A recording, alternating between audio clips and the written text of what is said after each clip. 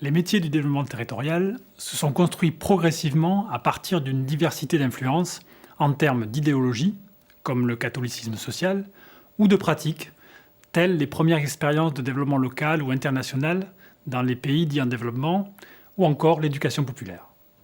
Ces métiers, souvent portés dans une première période par le milieu associatif, se sont progressivement institutionnalisés avec la décentralisation et la montée en puissance des compétences des collectivités locales. Le Carrefour des métiers a participé à la reconnaissance de ces métiers dans les années 2000 au travers d'une collaboration avec l'ANPE et le CNFPT.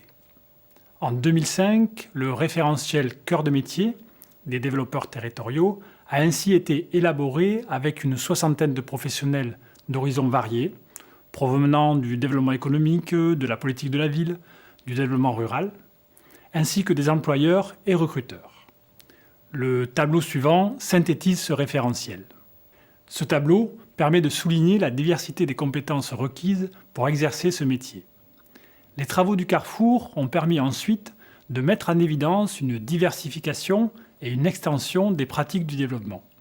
En effet, le référentiel méthodologique du développement s'est diffusé dans le cadre de la territorialisation des politiques publiques.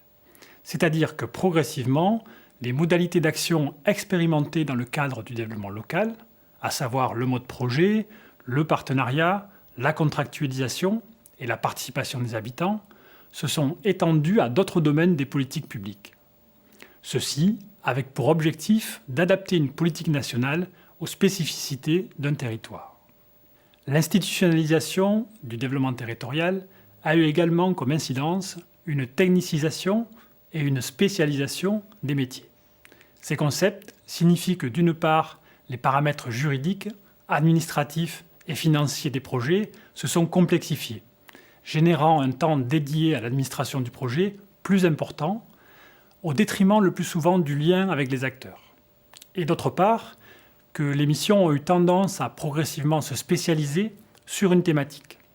Ainsi, schématiquement, on est passé de généralistes ayant une intervention transversale à des spécialistes œuvrant sur une thématique particulière. Cela a pu contribuer à limiter la vision globale sur un territoire.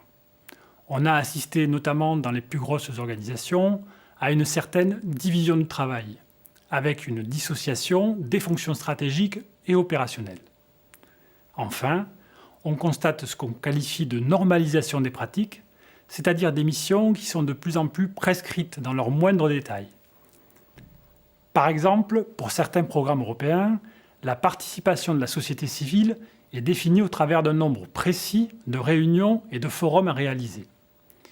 Cet ensemble d'évolutions a contribué à limiter les dynamiques d'innovation. Pour autant, cette accentuation des contraintes et tout ce qui peut apparaître comme une certaine perte de sens n'empêche pas les professionnels de se créer des marges de manœuvre et de mener des démarches de développement. Sur ce sujet, un travail a été réalisé en 2011 dans le cadre d'un programme de recherche sur l'ingénierie territoriale. Précisons tout d'abord ce terme. L'ingénierie territoriale désigne l'ensemble des concepts, méthodes, outils et dispositifs mis à disposition des acteurs des territoires pour accompagner la conception, la réalisation et l'évaluation des projets de territoire. Cela concerne non seulement les acteurs du développement local, élus, habitants et animateurs locaux, mais aussi l'ensemble des acteurs confrontés aux enjeux du développement territorial. Un référentiel actualisé a ainsi été élaboré à partir de la synthèse d'une douzaine de référentiels réalisés sur les métiers du développement. Ce référentiel met notamment en avant la notion de réflexivité. Cela renvoie à la capacité à prendre conscience de son positionnement dans une organisation et à la capacité de s'adapter à ses évolutions et transformations. Une dernière remarque sur ce référentiel, l'ensemble de compétences et connaissances énoncées peut paraître difficile à maîtriser par une seule personne.